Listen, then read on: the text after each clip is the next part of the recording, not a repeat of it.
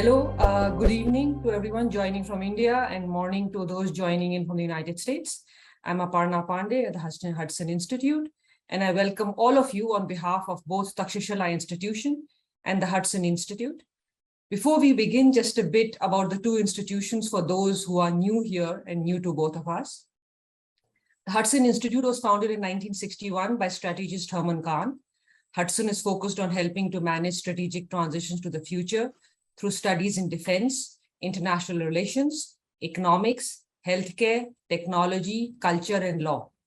The Takshashila Institution is an independent center for research and education in public policy.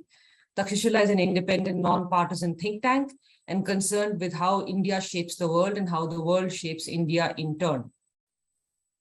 We welcome you to today's panel on 75 years of India-US partnership. Though I would add that this is the formal partnership between the two countries, the cultural and historical ties between the subcontinent and the United States date back in history. And I'm sure most of you know that the first American consul to India, Benjamin Joy, was appointed in 1792 by President George Washington. Today's panel, however, focuses on the multidimensional bilateral relationship between the world's oldest and the world's largest democracy, and will cover the strategic, commercial, and technological dimensions of the partnership. Before we do that, I would like to inform everyone listening that in July of this year, Takshashila and Hudson brought out a report titled Restarting the Post-Pandemic Indian Economy, which delved into realistic and policy-oriented opportunities for collaboration in trade, investment, technology, and human capital. Turning to today's panel, we are fortunate to have with us today an amazing array of experts. Ambassador Arun Kumar Singh is former Ambassador of India to the United States and Senior Counselor, the Cohen Group. Ambassador Atul Keshap is former Ambassador of the United States to India and President of U.S. India Business Council. Narayan Ramachandran is co-founder and Senior Fellow at Takshashila Institution.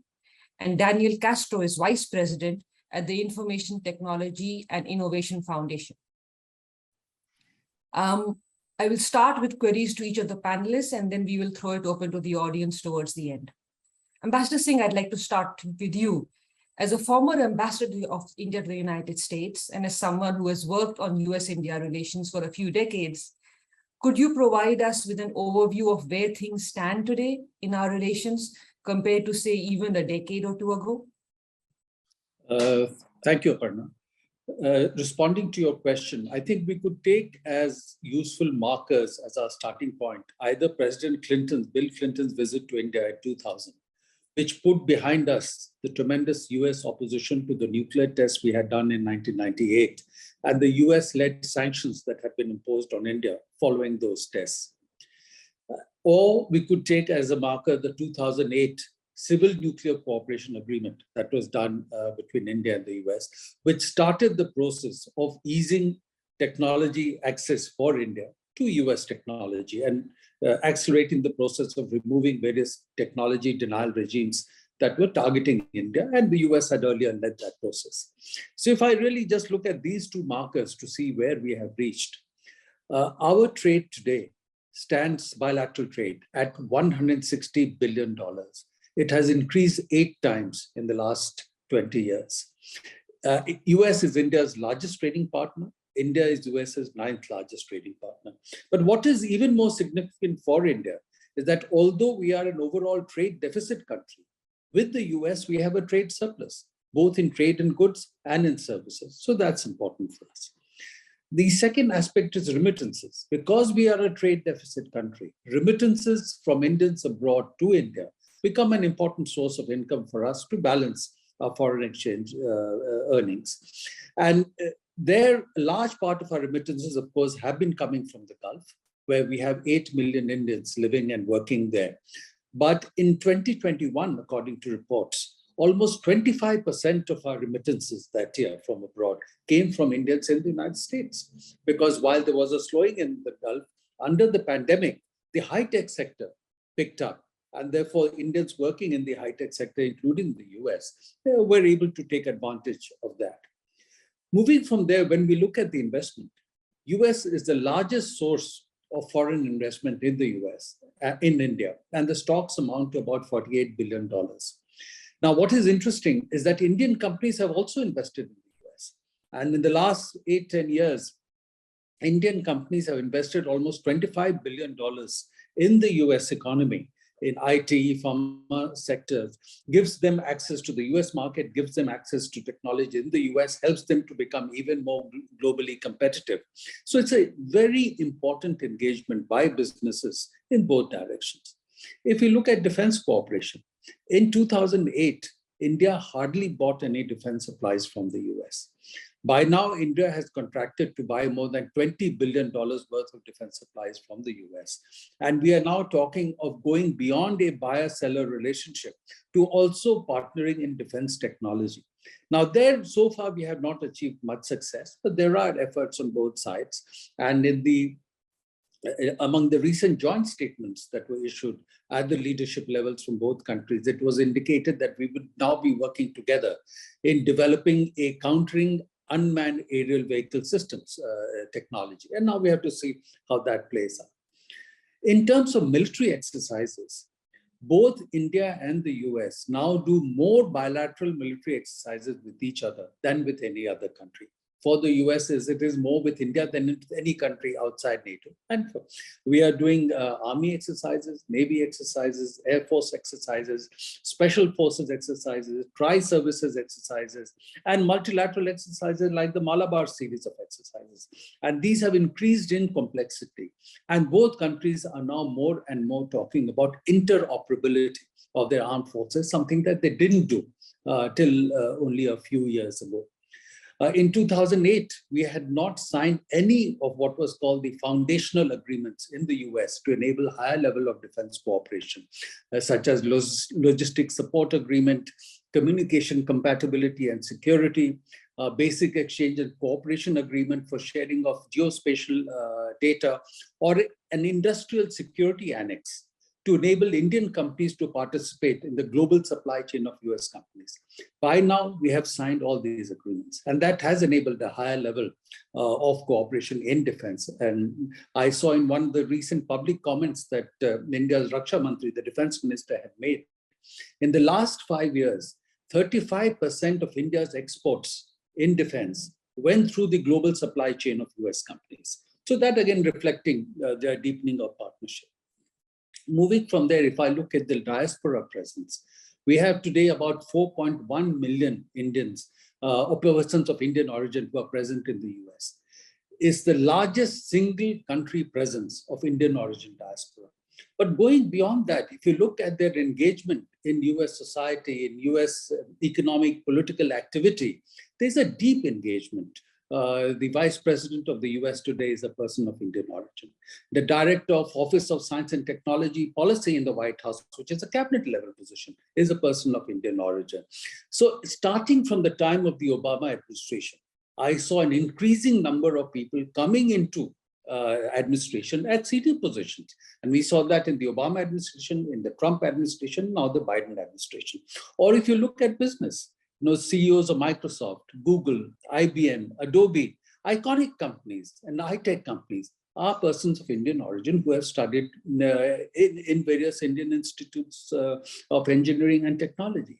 So there is a deep engagement in the economic and high technology sector between India and the US. And when I used to visit Silicon Valley as ambassador, I could see that Indian origin tech entrepreneurs, Indian origin tech workers, were not marginal, but an integral part of US global leadership in innovation and technology, particularly in digital technology. And almost a third of foreign-owned startups in the US were generated by persons of Indian origin. So again, reflecting the deep engagement that has happened, we have about 200,000 Indian students in US universities. Now, at one level, there is an outflow that's happening. For them, we are paying almost $6 or $7 billion annually, just as tuition fees. And then there's other expenditure. But with their presence there, they're also building networks of relationships and are developing a better understanding of the US and the global market. And when they finish, whether they work in the US or come back and work in India, they're able to contribute to the process of enhancing India's global presence in trade and technology sectors, and which is again an important contribution. Now, going beyond there, if you see, again, over the last few years, the US has been an important partner of India framework of Quad, a new plurilateral arrangement of US, India, Australia, Japan, which was revived in 2017 after being dormant for almost 10 years. And under President Biden, they've already had, I think, at least 4 meetings at the summit level with very important outcomes. Again, a reflection from both that they value the partnership, also going beyond the bilateral context. And the final point, recently, they came together in an arrangement which is called the I2U2, India, Israel, US, and UAE, looking at deepening partnerships in West Asia. So summing it up, I would say that in the last 15 to 20 years, the relationship has really transformed. It has deepened in different areas. Now, there will be differences. We have a different historical experience, different geographic location. There will be differences between the two countries, as we find today in the context of Pakistan, in the context of Russia. And we have to learn to be able to manage those differences. And I think that's something that is happening. But putting that aside for the moment, there has been a deepening partnership across different sectors. And that's the big change that has happened in the last 15 to 20 years. Thank you so much, Ambassador Singh. Ambassador Keshap, as a former diplomat and as the president of US IBC now, you understand that domestic politics plays a key role in influencing decisions tied to trade. You're working on boosting commercial ties between the two countries. How would you make the case to each government for why there needs to be more openness in trade, not less? Such a simple question, such a complex answer. Dr. Pandey, what a delight. Thank you for your time today and for inviting me. I cannot elaborate or improve upon my respected friend and colleague, Ambassador Singh's overview of US India relations over the past few years. That was a tour de force. Thank you, Arunji. But let me say this as to your question. First of all, the key and distinguishing feature of our two countries, America and India, is that we are democracies and that our people are free and they are free to make choices about the destiny of their nations. So if you think about the experience of the past few years, Arunji mentioned how there's been an 8-fold growth in trade. So it's not like we're all resting on our laurels. A lot of good things have happened. But I've articulated a goal in public of the US and India not being merely content with $160 billion in trade every year, but to attain a figure of $500 billion in trade and to do it urgently. Now, how do we go about doing that and why should we do that, to the point of your question? First of all, I'd like to tell a story. We all know how in the depths of our despair in the pandemic, we were in desperate need of personal protective equipment, masks and gloves and things like that. And we were also later on in desperate need of certain pharmaceutical drugs. And in those moments of intense need, the people and government of India came to our aid, generously came to our aid, because we have that deep tie, people-to-people tie, as Ambassador Singh mentioned. And then similarly, when India was in the depths of despair in its worst days of the pandemic, the American people, American business, American society, US IBC, our member companies, the US government rushed to the aid of India in any way that we could, with ventilators, with anything we had, because that is what friends do for one another. And it is what free societies and free people do for one another. Now, I'll contrast this with some of the bitter experiences of the pandemic that we learned the hard way related to personal protective equipment, when the export of that equipment, which was largely, I would say preponderantly located within the PRC, was blocked. And a lot of those companies were owned by American companies. A lot of those factories were owned by American companies. But then because of the blockage, we could not meet the needs of our people. And we had to look to our friends, including prominently India.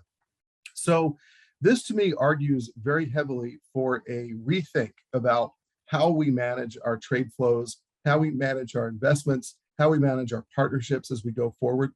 I think that it is abundantly clear when you look at the way our companies work with each other, American and Indian, especially the companies that are at the in the leaderboard, the top 10 leaderboard of the digital economy, that our companies increasingly have a blended approach toward each other. Our engineers, our innovators, our researchers, our designers are located in both countries across the great cities and towns of our two countries. And they work in a fusion kind of environment where they work around the clock to bring the goods and services and innovations to humanity. And they do it at a price basis better than anyone else. And so you look at that U.S. India digital leaderboard, and you realize that our companies have already charted the way forward, and our governments and our societies need to follow.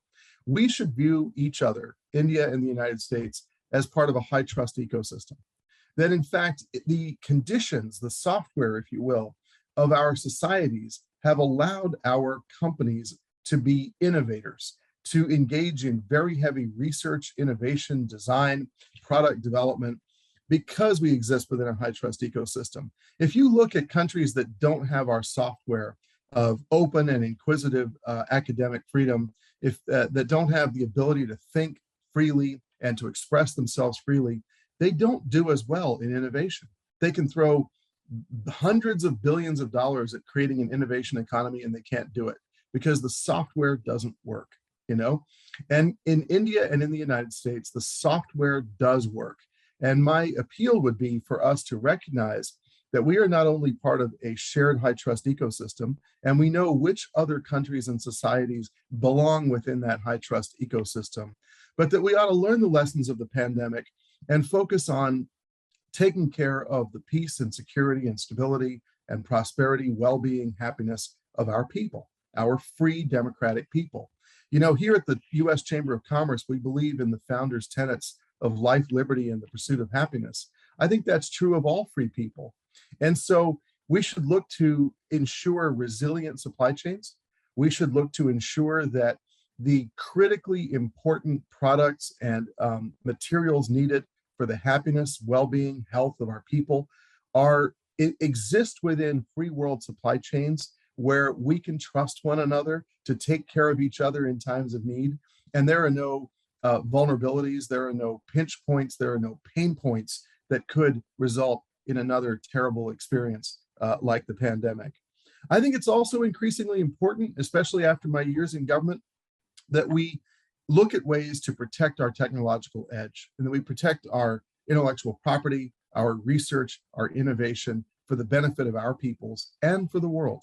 There has been, frankly, too much theft of these ideas over the years, and we need to work on that. And I think the US and India have a shared purpose in that regard.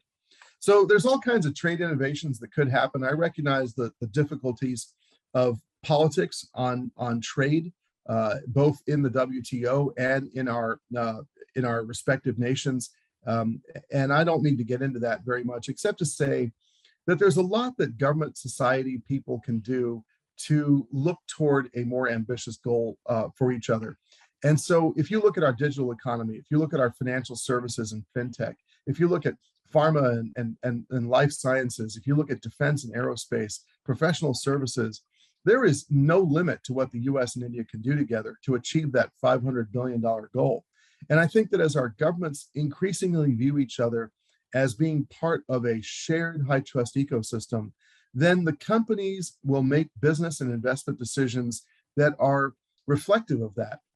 And so I'm very positive and very optimistic that we'll get to that 500 billion. We'll get there faster than we might think, regardless of whether we put in or implement a free trade agreement or a digital services agreement. Even if we do limited and discrete things like putting together, and I want to hear from Daniel on this, a high trust data corridor between our two countries, I think it will unlock unprecedented amounts of trade and trade flows and investment in both directions. Aparna, I've talked enough, but I'll say that if you look at American companies investing in India and Indian companies investing in America, they're really looking for the same things. They're looking for highly skilled people who are innovators and dreamers and can imagine the world of tomorrow and the needs of a growing human population. They're looking for protection for their investments, stability, macroeconomic stability, geopolitical stability. They are looking for speedy resolution of disputes in courts or through arbitration. They're looking for a level playing field. They're looking for ease of doing business. And they just want to be left alone to do the work that brings the products to people in ways that are competitive and relevant to make people live happier lives. So I think the US and India have had a moment of realization. Ambassador Singh talked about all of the hard times and good times that have happened, all of the immense work we've done on the strategic side of things to get to where we are. I will tell you that when I was chargé d'affaires in India last summer, it became very clear to me in updating my software about US-India relations and listening to my team in the country team, that on the strategic side, on the hard state side of things, we have achieved a tremendous renaissance in US-India relations. We've gone back to the 1950s, and I think we're even exceeding that in many important ways. But what was also striking to me when I received these briefings is that not only had we achieved all of the strategic goals of the nuclear deal when I worked in the embassy in Delhi, but that there was still a lagging indicator in the economic and investment and trade dimension, where the US and India public relationship on these issues was marked by disagreement, often sharp disagreement.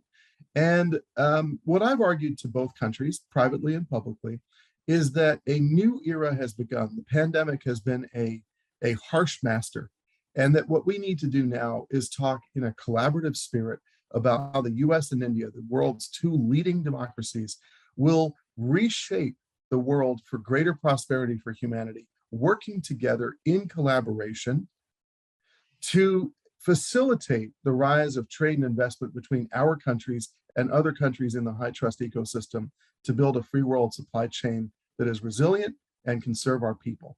And I think that you're seeing a new atmosphere in US-India trade and investment and economic discussions marked by mutual respect. Now that we are nestled for the first time in my professional career in a strategic basket and an economic basket together in the Indo-Pacific. One is the Quad and the other is the Indo-Pacific Economic Framework. I actually have a lot of optimism for what our governments can do together. And I know that we have potentially talks in the near future that hopefully will spread that enthusiasm even further. Thank you. Thank you, Atul. Thank you so much. Narayan, moving over to you. What, in your view, are some of the contentious issues between India and the United States on the investment front? As you know, in recent times, there have been attempts by the Indian government to bring about reforms. For example, the goods and services tax, the bankruptcy code, the national logistics cell, scrapping of the retroactive taxation policy. Do you think these reforms are credible signals for investors, or is more required? And if yes, what? Thank you, Aparna. I see how skillfully you've tossed the opinion and controversial question to the non-diplomat in the group. So I'm going to have to feel that, but I'm humbled to be in the company of Ambassadors Keshap and Singh, and also Daniel. I think it's at least the two of them have had a significant role to play in the evolution of our relationship broadly, but specifically also with respect to trade. I will speak about the private sector and economics, but permit me a moment to dwell on the national dialogue, if you will, or between the two countries. I think it's useful to think about the relationship in sort of using the lens of bilateralism, plurilateralism, and multilateralism. And I would offer the following critique. I think in bilateral terms, we have achieved a lot, but just like the economies of India and the US, that is well short of what we could achieve. So the slope is positive, but the degree of the slope leaves much to be desired, purely on the bilateral. On the plurilateral, India has been very cagey about joining regional partnerships and so on, and the US has been very inconsistent. That has not generated a positive sort of vibe on both sides for either or both parties to engage both sides, the bilateralism and the multilateralism, from the regional or plurilateral context.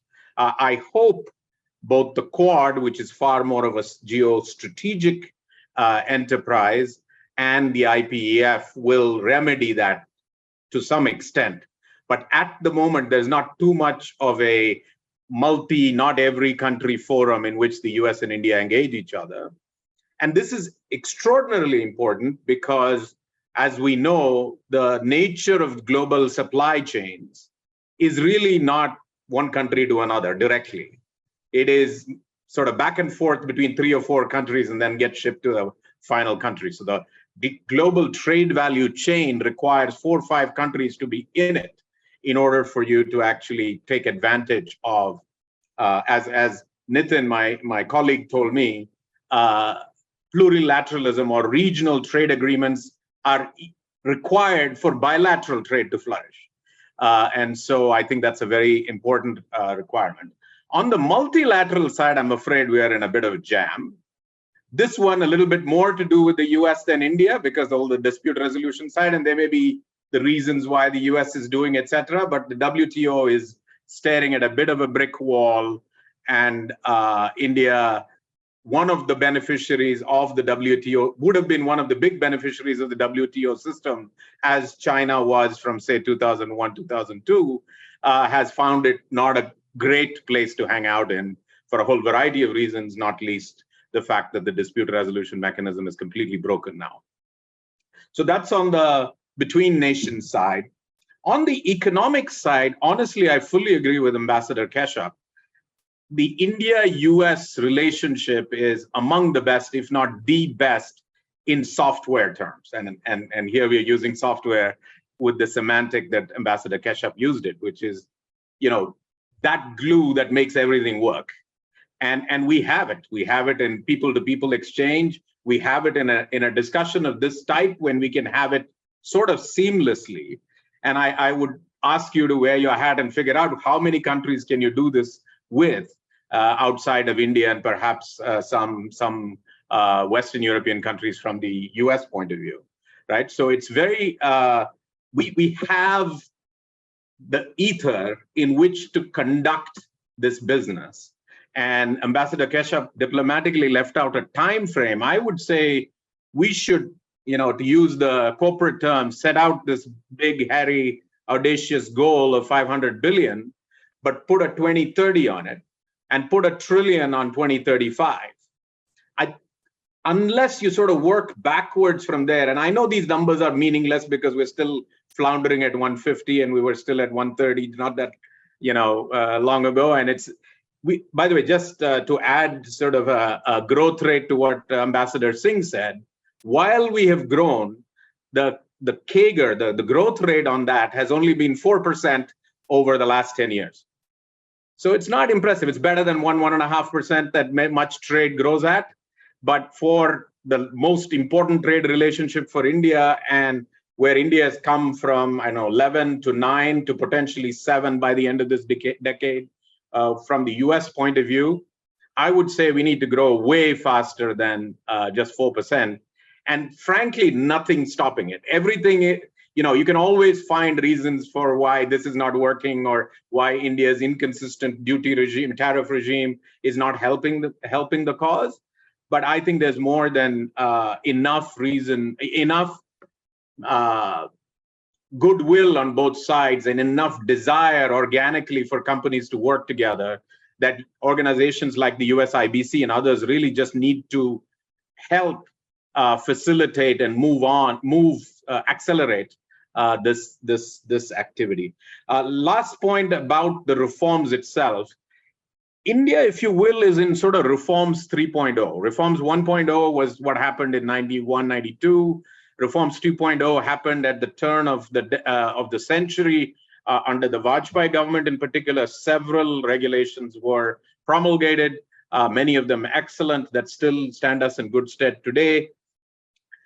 But Reforms 3.0 has been much more spread out and not big bang in its conception. However, it has incrementally added. I might add, for instance, that India has a value-added tax called GST, and the US in 200 plus years doesn't have one. So things have moved in India, and the GST in both its conception and its delivery is probably imperfect, but it exists. The US still operates with a federal and state sales tax regime. even though every economist worth of salt will suggest an indirect value-added tax regime reduces friction in an economy. So there are political compulsions, as Ambassador Keshap said, on both sides. Within that context, I think both are making progress. So I really think now is the time to unleash the beast. And we can do far more with, you want to call it track 2, but we don't even need a track 2 because track 2, 3, and 4 are essentially the software that Ambassador Keshap was talking about between India and the US. And it's time to set very ambitious goals and get organically the private sectors on both sides of the divide to actually deliver on it. Defense and a few other things. For instance, the insurance FDI thing has also changed recently. So there are many areas in which progress is being made where regulation is the barrier. India's policy towards tariffs has been inconsistent. It has actually, if you draw the graph, it has bottomed out and gone upwards. So there has to be some both moral suasion and economic suasion to try to reverse that, or at least plateau that a little bit. But similarly, I would say from India's point of view, consistency is the most important thing that the US can offer. For instance, the Trade Policy Forum, which is the principal nation-to-nation engagement between the US and India, was suspended for 4 years. Now, if every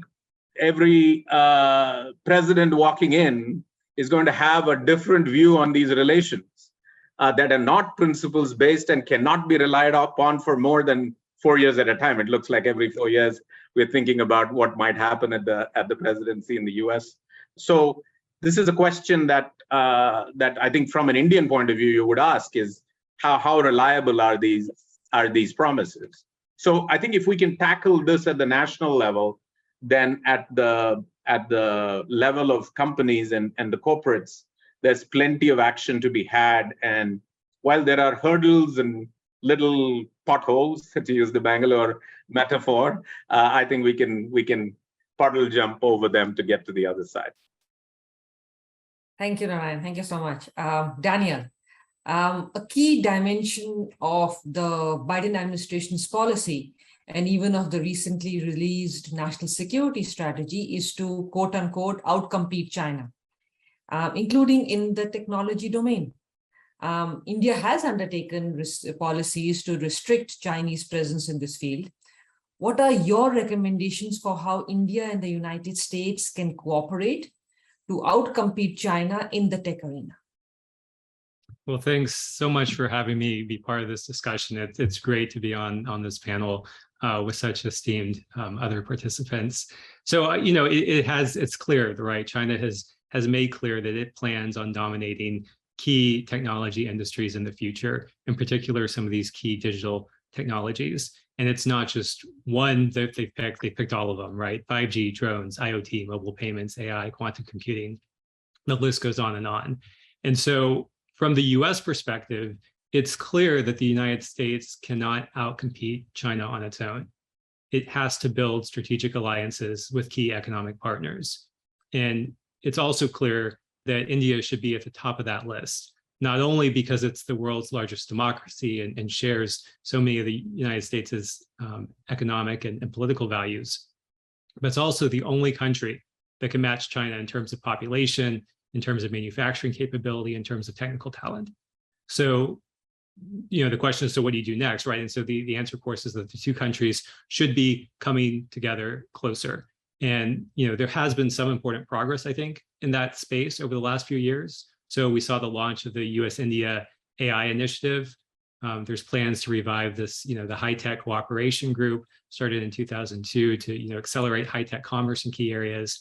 And then most recently, President Biden and Prime Minister Modi agreed on the U.S. India initiative on critical emerging technologies, right? So getting the national security councils to spearhead this partnership on critical emerging technologies. So I think all of those are steps in the right direction, but there's certainly more we can do. So I'd say there's probably two main areas. One is focusing on technologies of the future. So again, IoT, AI, 5G, quantum computing. We need more partnerships between academia, government, and industry from both countries. So we also need to figure out how to do more data sharing between the countries. So for example, that we can jointly use geospatial data for climate research, or when we're talking about biotech research, and we have all these great companies that are doing pharmaceutical studies, how do we make sure that drug trial data can flow easily from India to the United States and vice versa? And the only way to do that is by taking down barriers to digital trade. And so I think that's where our trade policy needs to focus on. How do we address these digital trade barriers? And the second is, we need to actually focus on digitizing or digitization of our economies. So it's not just about, both of these nations being leaders in developing the technology, but are we deploying smart cities? Are we leading adopters of smart grid, electronic health records, electronic IDs? All of that should be a much higher priority. And we need a workforce that can build and manage that transition. So on the US side, clearly part of that policy has to be, addressing the visa issues. The US government should make it much easier for Indian students and workers to come to the United States. They should make it easier for workers to go home and visit family, for family to come and visit. That has to be a key part of this strategy. It comes back to the workforce. Another part of this is around cybersecurity. If we're talking about digitization, cybersecurity has to be a top priority. So we can't have a digital economy that's insecure. And here again, this is where cooperation is essential, not just on the workforce issues, but also sharing information on cyber threats and figuring out how to automate some of the cybersecurity responses. So I guess I'd conclude with one main thought, in that it's important to have the United States and have US policymakers really consider how they view India. I think some view India simply as a big market, or treat it as an essential supplier, and that is a very short-sighted view of a key ally. India is a global player. This means the United States needs to continue to build and improve, its relationships and partnerships with this ally. We have similar economic, military, geopolitical interests. So the goal should be, how do we build these closer ties?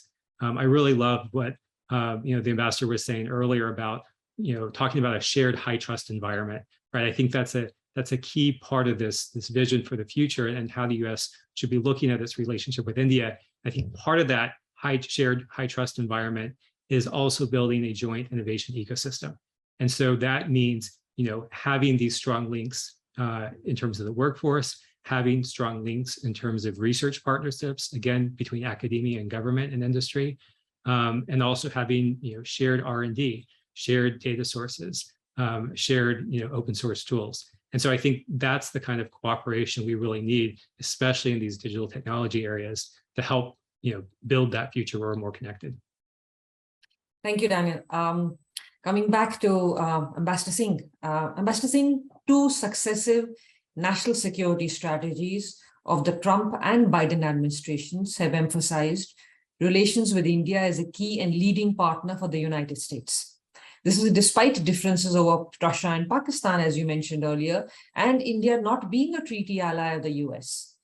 How does Delhi, in your opinion, view the latest national security strategy, especially the themes of outcompeting China, constraining Russia, and bolstering alliances and partnerships around the world?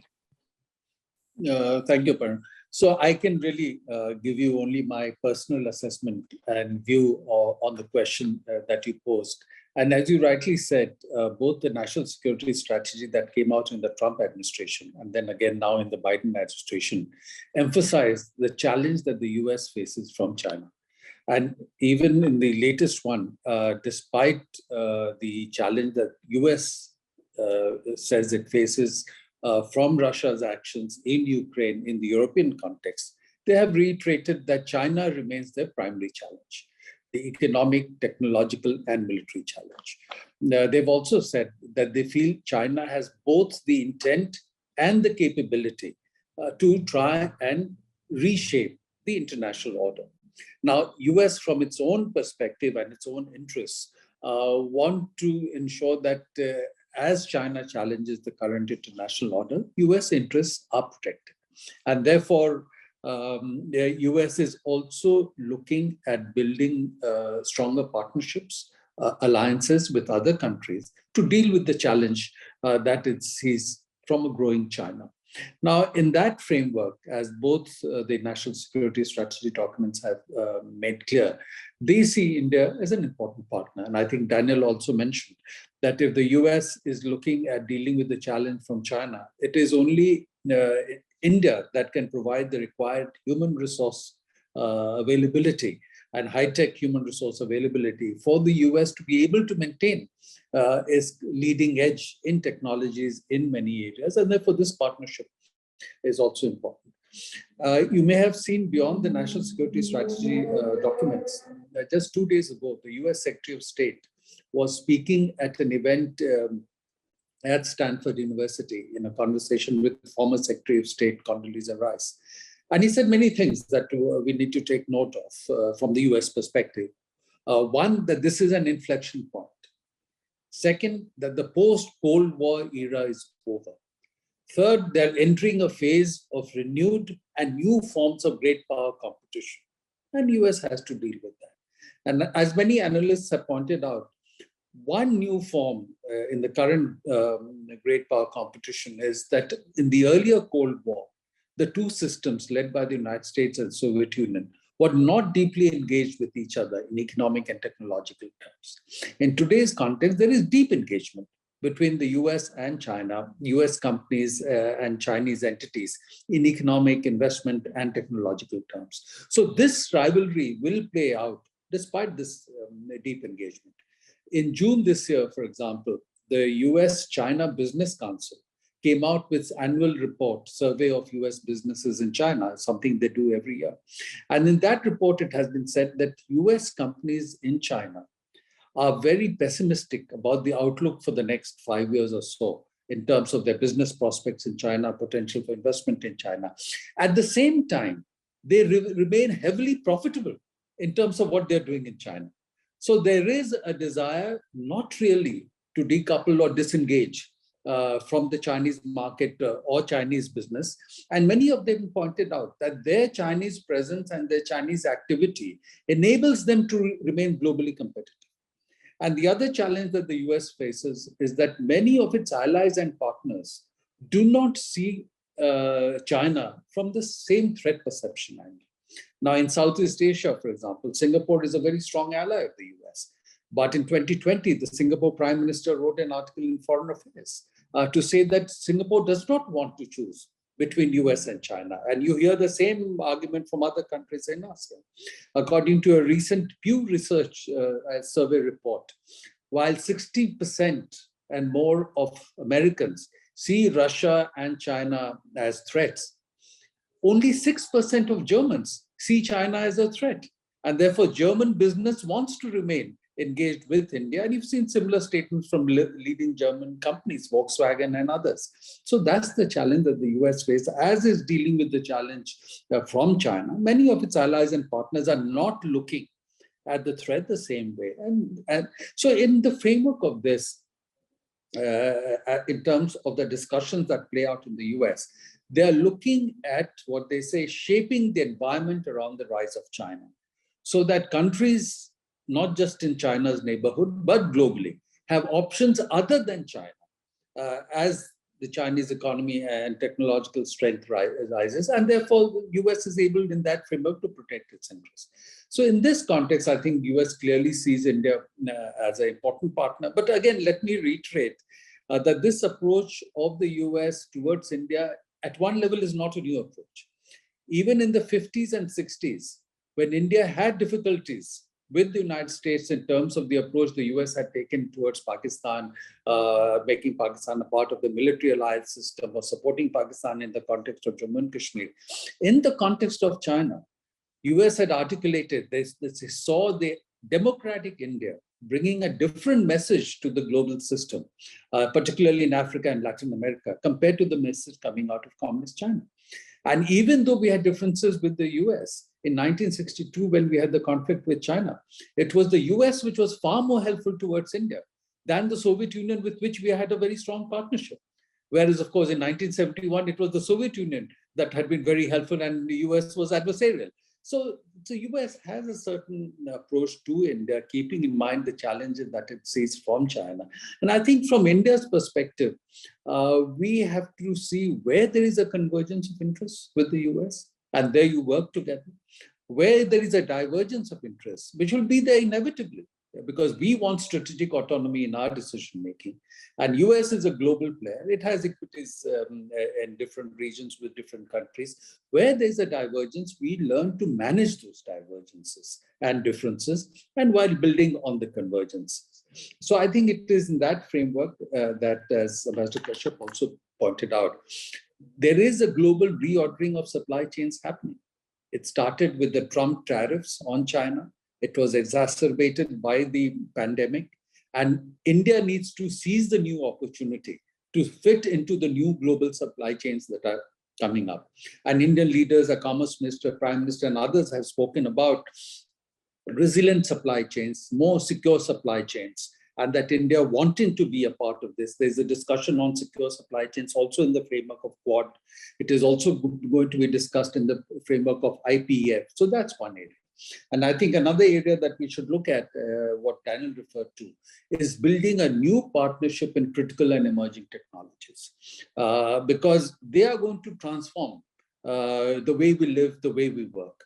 And at a time when we have difficulty in even doing limited trade agreements with the US because of existing interests on both sides, if we can build new frameworks of interaction through partnership in critical and emerging technologies, ab initio work together to set norms and standards that also work for India, then from there we can lead to new forms of trade and investment arrangements between the two countries, and which will work for both of us.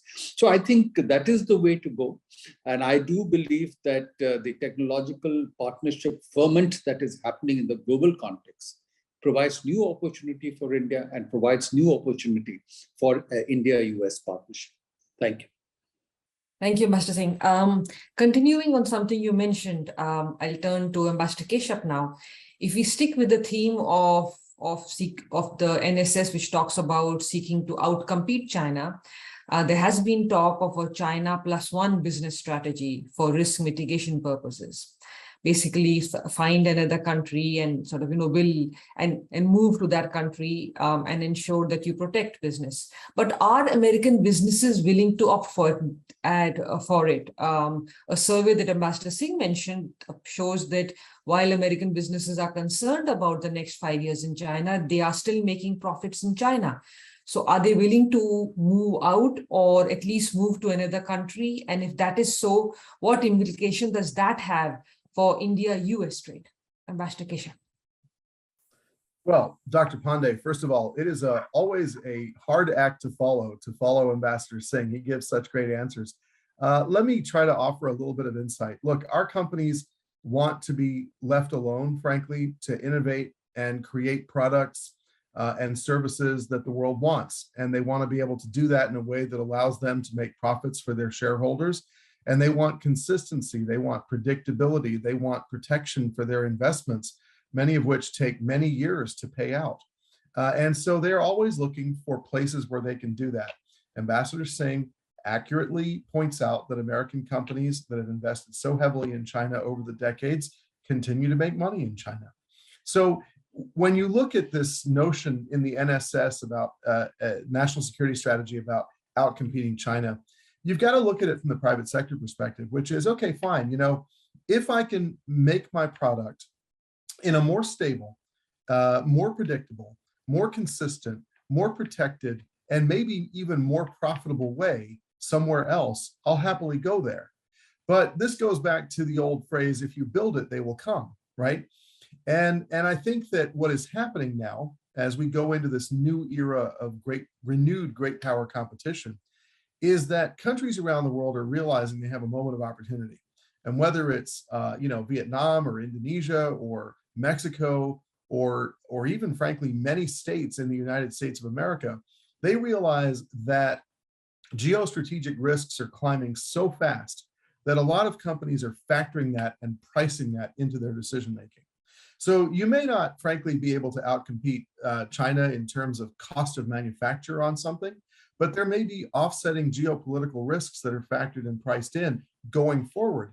I don't think we've come to a point where companies wholesale are going to lift their existing infrastructure and pick it and take it out of China and go somewhere else. But I do think that companies going forward are going to price in geostrategic risk, and they're going to look to see where their future investments can maybe be more resilient, especially in the post-pandemic era, that they can be more immune from supply chain disruption, more immune from geopolitical risk. You look at all of the policy leadership by the United States on semiconductors, and you can see that in the government, there's already very clear thinking about immunizing our country and our people from that sort of geostrategic, geoeconomic risk. So on this China plus one concept, I think the Indian government has been very attuned and has thought through to a great extent what it takes for India to be an attractive investment destination. Narayan spoke about Reform 3.0. He's right. You know, there is a sweeping element of macroeconomic reform going on in India, accompanied by an absolutely staggering amount of infrastructure transformation across India. And when you talk to Indians, the amount of, sorry, the postman just came, so you'll hear the dog, I apologize. But when you talk to Indians, they have boundless optimism about where their country is going and what it will be in world affairs. You know, people talk about India being a 10, 20, 30 trillion dollar economy. Well, the only way to do that, even for a country as vast and powerful as India, with so many attributes of human talent, is with partners. And Daniel talked about this. You've got to have partners you trust, and you've got to attract high quality investment that helps you be integrated in the global supply chain in a way that also protects your own people and ensures their resilience and their happiness. So I think that for a lot of American companies who look at India, they look at of course, the cost of doing business compared to China or Vietnam or Mexico or Ohio or, you know, Virginia or wherever. They look at the macroeconomic picture, but they look at the geostrategic picture as well. India is very stable. India is a country that shares our software and operating system. India is a country with which most Americans have a natural affinity, and I think that's reciprocated. So it has a lot of advantages over, frankly, places like China right now. What it lacks still is the competitiveness in terms of the price of doing business, the cost. Some of it is logistics. Logistics are much more expensive in India, but the Modi administration is bringing that price down very rapidly. Some of it is, just working in a democracy. It would be true in America. It's true in India. You're not dealing with some autocrat who says, "Yep, there's your green signal. Now do whatever you want." You've got multi-layered government, many stakeholders, many voices. But I think that in India, there's been this transformation of thinking over the past 10 years, 20 years about how states should compete, just like they do in America, for investors, and how government can lean in toward incentivizing big investors to come in and do work in their state or in their area. But this ought to apply to everyone. It ought to apply to the small and medium enterprises as well.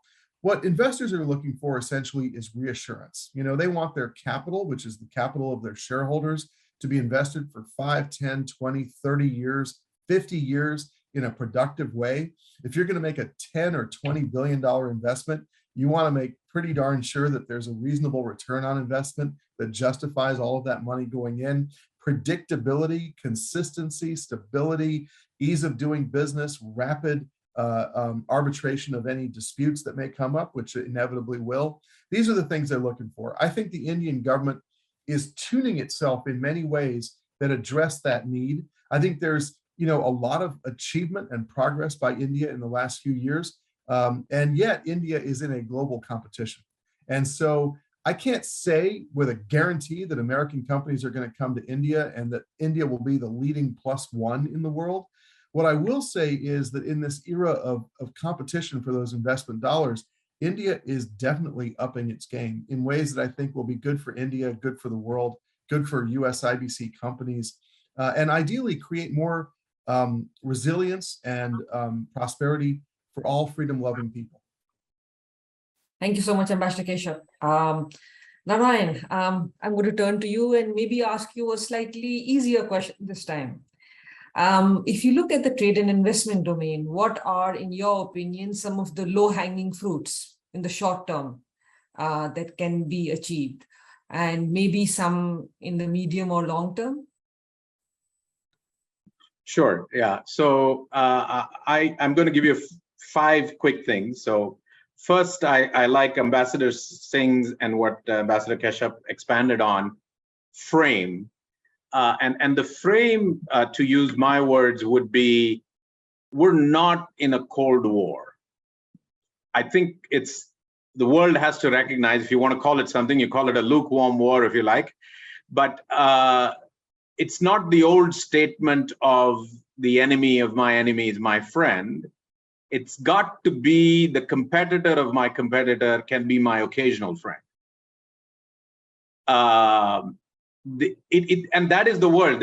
We're not going to get a wholesale withdrawal from China. I think that's smoking on both sides of the Atlantic and Pacific if we think we're going to get a wholesale withdrawal from China. There will be, scientific links, there will be technological links, there will be supply chain links, etc. But there will have to be some balancing of that sort of extraordinary tilted relationship that the US had with China for some time. So I think the question of China +1 is actually misstated. It is, can it be China +5? And I'm picking 5 from the air, you can call it 3 or 4 or 6. And can India play a reasonably leadership role in that +4 or 5? Which is back to the whole notion of this plurilateralism that somehow India and US have to find themselves coexisting in it. If you wish, you can call it a conspiracy of the almost democratic, all countries being defined the same way. Yeah. So I think you could say Vietnam, maybe Thailand, maybe India, bunch of countries together, Singapore for sure, sort of taking up the slack, if you will, in a more, because diversification in the true sense of the term, if you ask a finance guy, he will tell you this, if you go from 1 stock to 2 stocks, you're imperfectly diversified.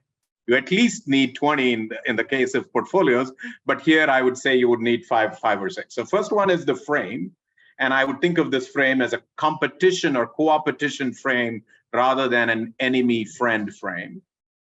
The second is, I think it's super important that we add the word talent. If you ask any economist or trade economist from the past, they will say trade and investments, and then go on to break up that into goods and services. But I think it's super important to add the word talent. And talent is a very special India-US thing, and I think it has the opportunity to transform this. And I really do wish, at least in the India-US context, we specifically add the word, and if you want, you can expand it to say people, but the word people sometimes gets lost. So I would say talent has to be explicitly added in a trade context between. So trade, investment, and talent, and they are intertwined.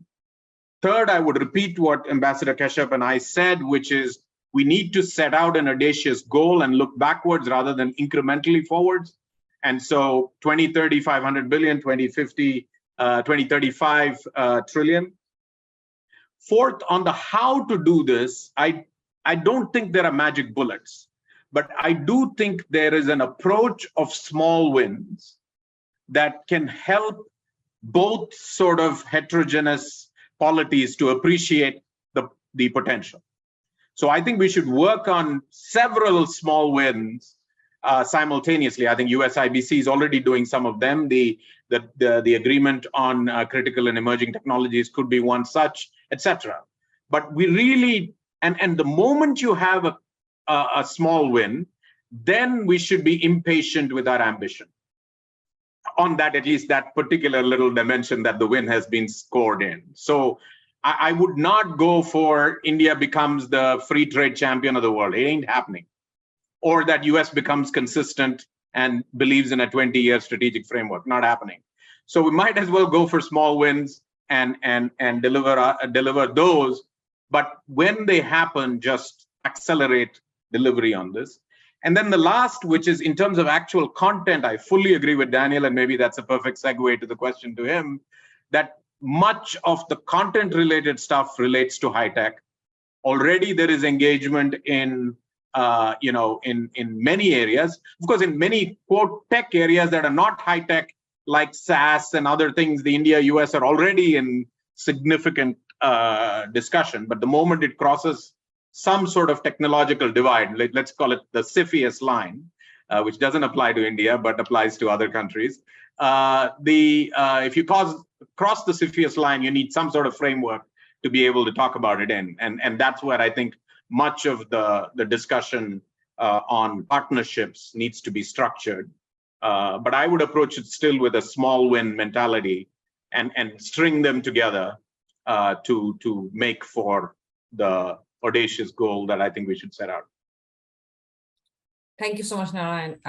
Daniel, drawing from what Narayan said, but my question is primarily cooperation in the tech sector happens at multiple levels. And you had mentioned some of the areas where the two countries can collaborate.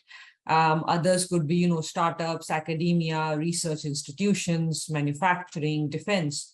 And India would benefit greatly from American tech investment and opportunities for co-innovation. So what would be some of your policy recommendations to Delhi to attract greater American tech investment? Thank you, Dr. Pandey.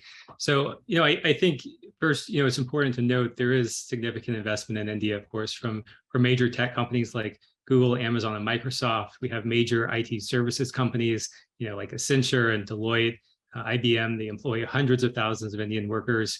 You have more than 1,000 US companies that have operations in India, employing over 1 million workers. And then, of course, CEOs of Indian heritage lead many of the US tech companies. So, in asking that question, I think it's a great question because in terms of attracting tech investment, India is starting with more advantage than almost any other country in the world. And so there's a lot to build from, right? And so, as Ambassador Singh had mentioned, India wants strategic autonomy.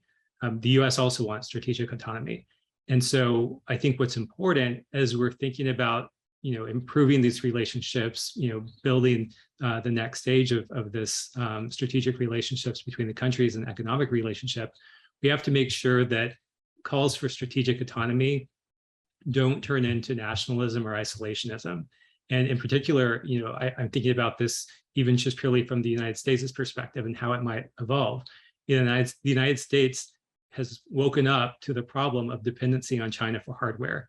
And you saw that with new legislation like CHIPS, where it's trying to rethink its approach. It's recognizing the risk of dependency on a foreign nation for semiconductors.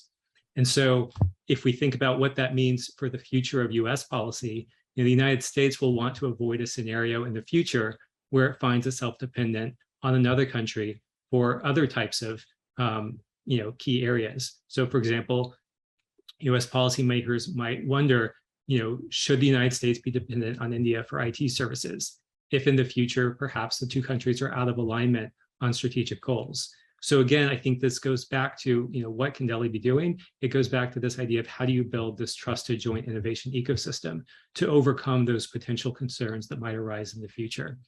And I think the challenge right now is that there's a disconnect between the two sides on some of the important digital policy issues, on issues like restricting cross-border data flows, regulating non-personal data, displacement of US payment providers, differences around IP protection and internet shutdowns. And so, again, if the question is what should Delhi be doing, my point would not be to say that, well, India should just follow the US lead on these issues. Again, going back to that point about strategic autonomy, different countries can have different views on some of these issues, but we need to find alignment. We need more interoperability and integration. So for example, on data flows and data protection, we might not agree 100% on exactly what the laws should be, but we can agree on common principles. When it comes to cloud security, we should be able to analyze risk in similar ways so that, cloud services can be certified once and deployed in both nations. And so, part of this is how do we bring down the cost of doing business, as was mentioned earlier?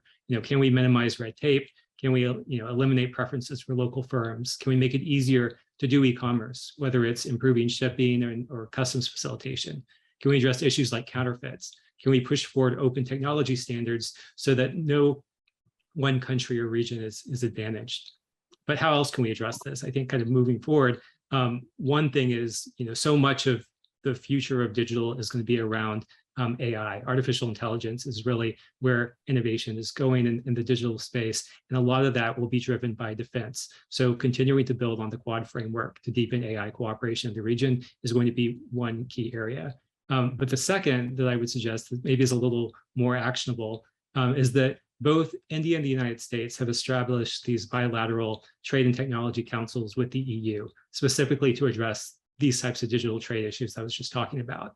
So why don't we see, for example, an India-US Trade and Technology Council to help bring about closer cooperation and encourage more trade reciprocity? I think that's an area where, again, the goal isn't just to make sure that we convince each other exactly what the policy should be, but how do we make sure that we recognize if we want to work together, we need policies that are interoperable on these areas. I think that would reassure a lot of US tech companies that yes, investing in India will pay off for them in the long run. So I'll stop there, and I'm really looking forward to this conversation. Thank you so much, Daniel. So we've received a few questions in the Q&A, and I'll try and collate them and sort of, address them to specific panelists where I can. Ambassador Keshap, you get the first question. It's from Nitin.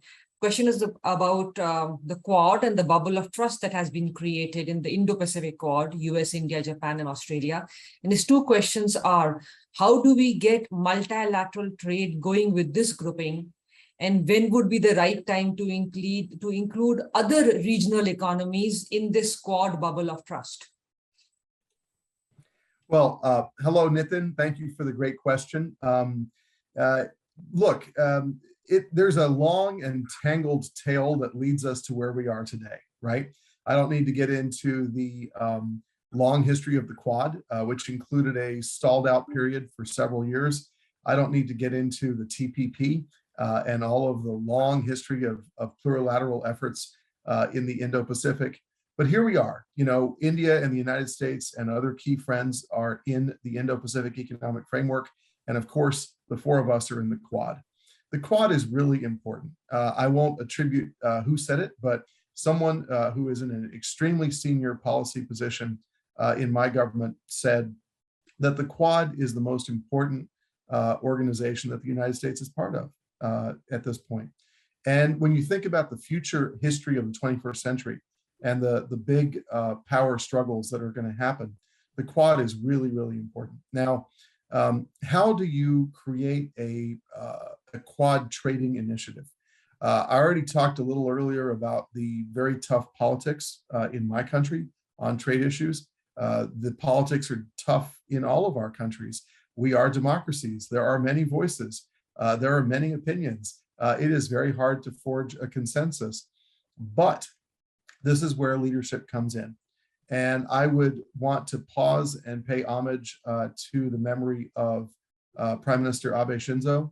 It is his thinking and his strategic vision that has led us to this point. And so a WAG might say that if you want to get the Quad to start thinking about a trade initiative, the easiest thing is not to fight to achieve consensus within the American system and to get all of our many voices to agree on the way forward. The easiest thing to do is ask the Japanese to tell us what to do. Because we do listen to them, and they have some very, perceptive observations about that region. So that's, I think, where we've got to realize that we have more in common than apart, that we can do a lot more together, that our companies would benefit, and that if we can show leadership within the Quad, then absolutely it could form the basis for including others. And again, I go back to my point about high trust ecosystems and resilient free world supply chains. And we know which countries are most important. Look at Taiwan on semiconductors, critically important. Look at Korea and all of its advanced technologies. It is pretty easy to figure out which countries would fit. But these are very challenging economic times. And, you're looking at pretty profound economic uncertainty in all of the major economies. If you look at the bank fund meetings that just happened, the managers of all these economies are quite nervous about what's going to happen. And so I think the idea of putting together even a more limited plurilateral agreement across the Quad is still politically very tough right now. Thank you, Ambassador Keshap. Ambassador Singh, the next question I will throw at you because there are two questions on India, US, Russia, and India-Russia relationships. The questions primarily deal with, sort of the relationship between India and US has been a people to people. Between India and Russia is primarily government to government. Then why is it that Russia has been seen to be more friendly to India? Why do some people consider the US, quote unquote, not so reliable? Is it because of 1971? And or is it some other reason? So I'll just hand that question to you. Thank you, Aparna.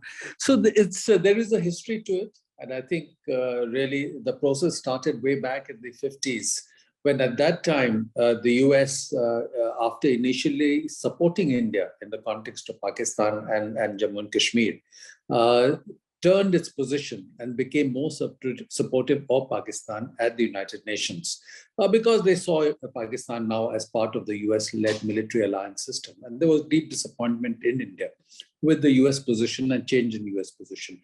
And the Soviet Union at that time moved into that gap and became very supportive of India at the United Nations and repeatedly vetoed resolutions that the Indian government was uncomfortable with. And then they also used that opportunity to become a major defense supplier for India. And India got from Soviet Union what was not available elsewhere in terms of kind of equipment, the technology, the prices, and that built a strong relationship. Again, way back in 1955, the Soviet leaders visited India, and while visiting India, went to Srinagar. And in Srinagar, said publicly that the Soviet Union sees Jammu and Kashmir as an integral part of India. So that had a deep impact on the psyche of the Indian people and the Indian political leaders. So since then, broadly, India has had support from Soviet Union and post-1990 from Russia in terms of its political position related to Pakistan, Jammu and Kashmir at the UN and defense supplies that have been there. Although, as I mentioned earlier, in the context of China in 1962, it was the US that had been more supportive. So because of that, Russia, because of this history, because of the kind of defense supplies that have been coming, and although India has diversified of late, still about 60% of our defense inventory is of Russian origin. Now, the US, while being supportive in the context of China and gave us major military supplies in 62, when we had this conflict with Pakistan in 65, stopped supplies to India. And in 1971, took an adversarial position related to India. So it has been seen as not really reliable. But when I was in the US, I used to hear from the US interlocutors that India now needs to look at issues somewhat differently from their point of view. US was supportive of India during the 1999 conflict in Kargil, where it called out Pakistan for the transgression that had happened and put pressure on Pakistan to withdraw. US enabled the civil nuclear cooperation agreement with India and enabled India to emerge from what was essentially an apartheid regime as far as India's nuclear technology was concerned, and enabled India to get exemption from the nuclear supplies group, something that no other country could have done or was in a position to do. And therefore, the US argument is that US has now emerged also as a reliable partner for India, and therefore the unreliability, legacy or memory that is there, and I think should be looked at differently from the US perspective. I think the challenge for India, as you see it playing out right now, is that we have important equities today, both in Russia and in the US relationship. But when US and Russia are in a conflictual situation, an adversarial situation, for us to navigate that, it becomes complicated. And I think that's what we are facing. And I think there was another question related to Russia, if I can just add on to that, where it was, I think it was asked whether our approach on Russia would have any impact on the US-India relations. And as you'd have seen that there are many people in US who have been exposed to the India relationship and have worked on that. And they have said that if they understand India's compulsions related to Russia, the Secretary of State himself has said that India's relations with Russia developed at a time when the US was not willing to be that kind of partner. But today, the US is willing to be that kind of partner. So, of course, there are people in the US, particularly those who are not involved in the India relationship, who are critical of India's positions, who ask questions about what kind of long-term partnership there would be between US and India, given that India maintains the autonomy of its decision-making, has a certain approach to Russia. And then you can see in some of the comments that have come out that many of the US high-tech industry who are looking at a China plus one strategy or a non-China strategy would pause for a moment to think about what happens in the future if on Russia there continues to be a major divergence between India and the US. So that's kind of geopolitical hedging that they will need to do in terms of their investment decisions. That's something that that we all need to factor in. So that's how I see things playing out. Thank you, Ambassador Singh. Actually, I'll stay with you. And the reason is we have a question on India, US, and also Pakistan. So one of the questions actually is from Pakistan. Someone based there has asked a question. The two questions are primarily, how is India going to balance a relationship between US and China, especially when the US-China strategic peer rivalry is going on? And the question from Pakistan primarily is, will India be able to withstand US pressure? Or will it do what Pakistan did, which is join the Western Bloc? I'll throw it back at you, Ambassador Singh. So I think, our challenges with China are not due to any US interest or US pressure. These are our own bilateral challenges with China. And you may have noticed that perhaps it was only yesterday that the India's External Affairs Minister, speaking at a public event, said that we have approached our relationship with China purely in a bilateral context. And that in his assessment, it is China that is assessing the India relationship in a broader global or multilateral context. So it's not that the US is egging India on or putting pressure on India to have a certain approach to China. India on its own has certain challenges from China. And as people have pointed out, China of late, especially since 2012-13, especially under President Xi, has become far more aggressive in its international posturing. You see it in the context of South China Sea, East China Sea, see it in the context of Taiwan, and you see it also in the context of our own LAC. So I think our approach in China will be conditioned, I would believe, entirely based on our bilateral experience in terms of how China deals with India, how China deals with the border issue, and not any other factor. And India will take its own decisions based on its own autonomous assessment of its sovereign interest. Thank you, Ambassador Singh. There are two questions on technology. One is directed at Daniel.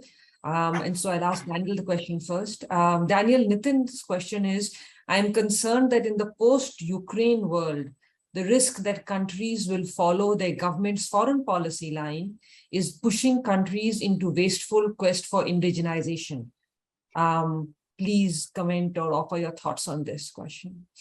Sure, I think it's a great comment. And I agree. I think there's a significant threat to globalization post-Ukraine, where we see countries turning inward, where we see that there's this real focus on what happens if certainly within Russia, right, when U.S. companies pulled out, there's been this push saying, well, didn't this prove that we needed our own payment systems and we needed our own internet infrastructure, and we needed our own banking system because we can't be dependent on other countries. And so, other countries are looking maybe at the lessons from Russia and saying, well, what if we were penalized in the same way? What would the impact be? Should we really have a fully indigenous innovation ecosystem that doesn't have these dependencies? And that is obviously the risk living in a global economy, is that you do have some of these dependencies, and in theory that's supposed to be the balance that helps encourage peace and stability in the world. So I would say, no, we need to lean into globalization still. There is still benefit there. We need to, of course, reassure partners that this is what that looks like, and figure out where risks are. I think, the other part of this, of course, is COVID. COVID also revealed the weaknesses in supply chain, and as I think the point was made earlier on this conversation, both India and the United States benefited from our relationships in COVID. It impacted the countries at different times, and we relied on our allies. And I think that's what the future looks like. And so how do we move forward? I think we move forward again by building more strategic relationships with key allies. I think for the United States, there's a lot that can be done. Just thinking about where it will be competitive in the future. And I think the same with India, as it envisions what its economy will look like 10 to 15 years from now. It will be very different than it is today. And so it needs to think about, what should those relationships, it should be pursuing today for its economy 10 to 15 years from now. Thanks, Daniel. So could I just add to that? Sure. What Daniel said? Sure. Yeah, or you can ask the question and I can just, whichever way. I was actually going to turn to you, Narayan, because the next question, I need some comments and thoughts both from you and Daniel. So there are two questions. One, I think, Narayan, the person really listened to your comment about reaching 500 billion US dollars in trade. And so the question is, how would you say that this goal is going to be reached if you have uncertainty with respect to data localization, regulatory reforms in India, tariffs, sort of concerns about data privacy, and also the stresses introduced by domestic politics on backlash against immigration and trade. So it's to you, Narayan, and it's in case Daniel wants to comment or Ambassador Keshap wants to throw in anything. Yeah. So picking up on what the earlier question with Daniel, and I'll segue into this question as well, I think the frame is very, very important. We're not going to stop globalization, and we're not going to go to a world that is the globalization of the post-Cold War era. So we're in a new modified globalization, if you want to call it, world. And it's a world of, the diplomatic term is strategic autonomy, but you think of it as, I am a good acquaintance and I will not give you the key to the locker box, right? And this is partly actually abetted by the US as well, very recently so, by weaponizing international reserves, by weaponizing SWIFT, and reverse by Russia by weaponizing energy. So if you take a country like India or Brazil, they're going to sit there and say, I cannot be confident that my international reserves are protected. I have to diversify them in such a way that I have agility should push come to shove. So we're not going to retreat into ourselves, but at the same time, we cannot have the unbridled enthusiasm of an open network that we might have at least entertained briefly in the 90s and early 2000s. So I think everybody needs to grow up fast, but once you recognize this frame, I think you can achieve a fair bit within the context of this sort of acquaintanceship framework, if you like, rather than a friend-enemy framework that might have been more characteristic of the past. So on 500 billion, as I said, I think the most important thing is to achieve it through small wins and use this frame. If there is, the US cannot lecture India on data localization. It's not going to work. As Daniel mentioned himself, every large heterodox country has both domestic compulsions and their own national interest, as is playing out, for instance, with energy, India-Russia, energy, Russia-Germany, energy, Russia-EU, as distinct from Germany, that includes Hungary, etc.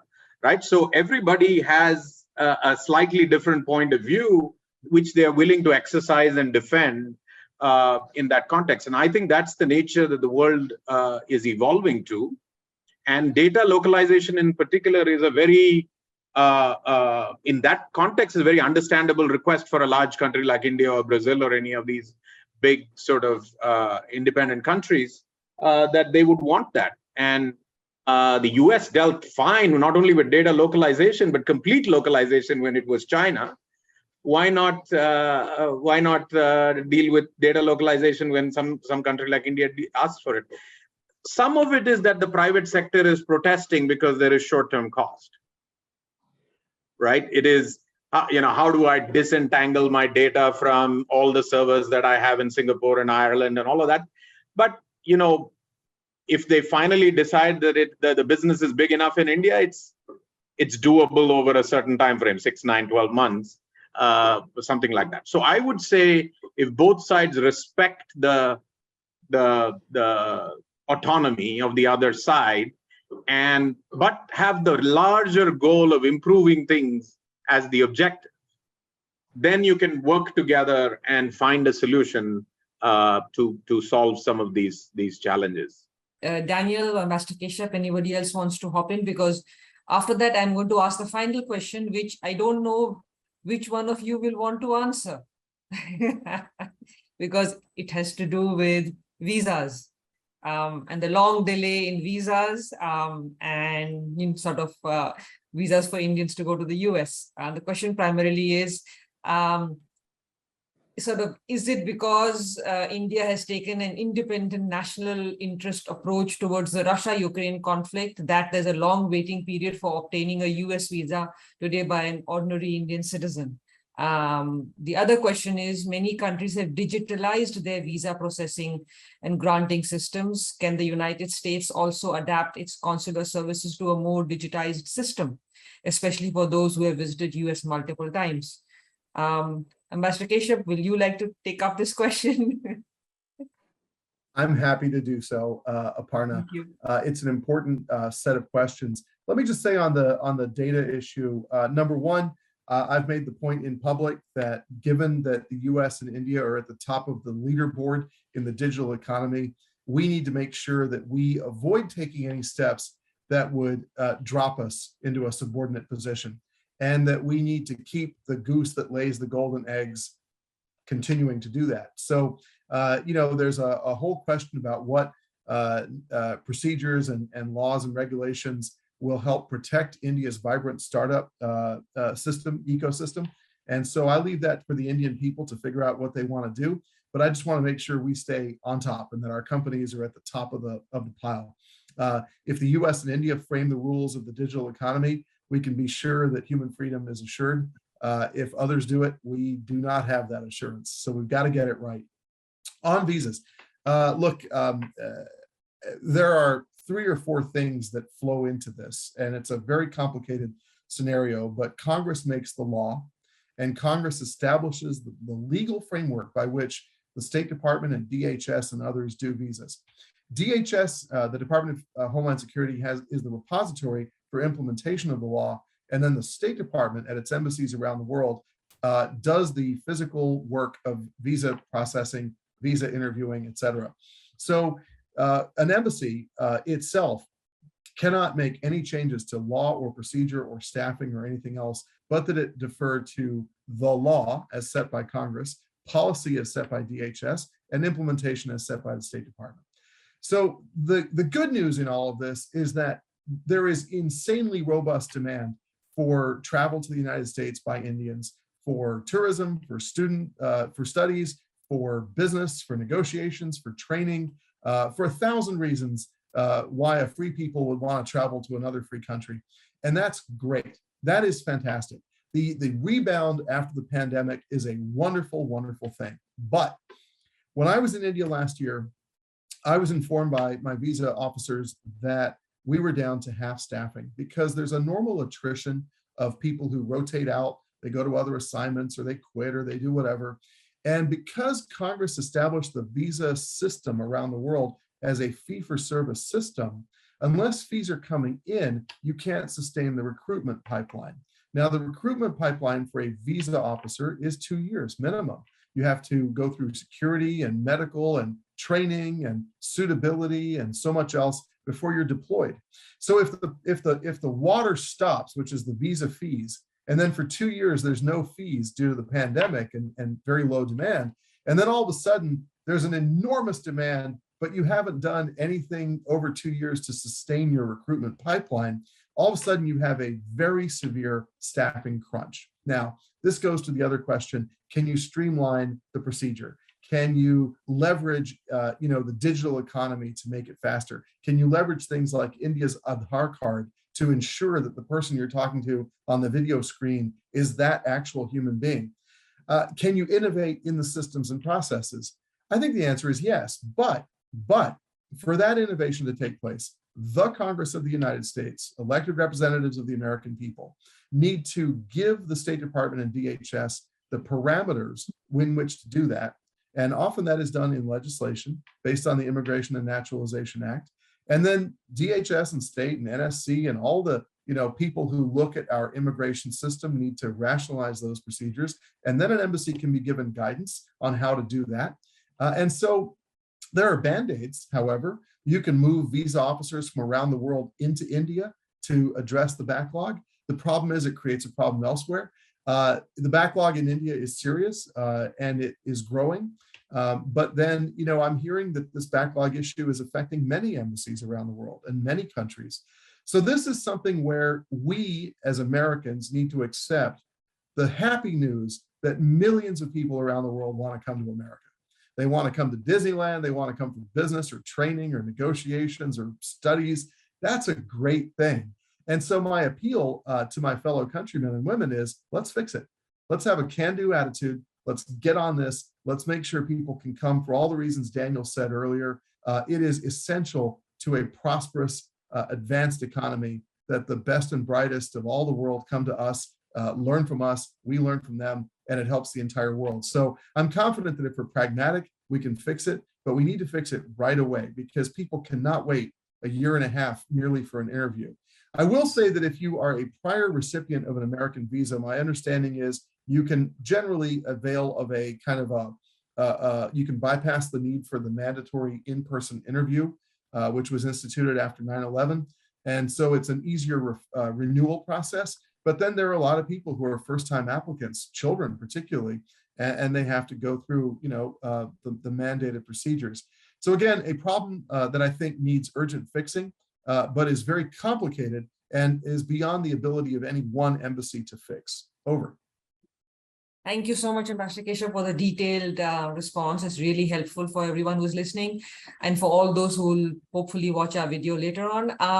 I'd like to thank each one of you, Ambassador Singh, Ambassador Keshap, Narayan, and Daniel, for participating, for your excellent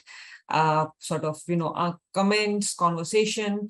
I'd like to thank the audience, all the people who joined us. And I'd like to once again remind everyone that Takshashila and Hudson had a report, Rethinking the Post-Pandemic Indian Economy, and to go and check it out on our websites. Thank you, everyone. Have a nice day, and hopefully we can do this again.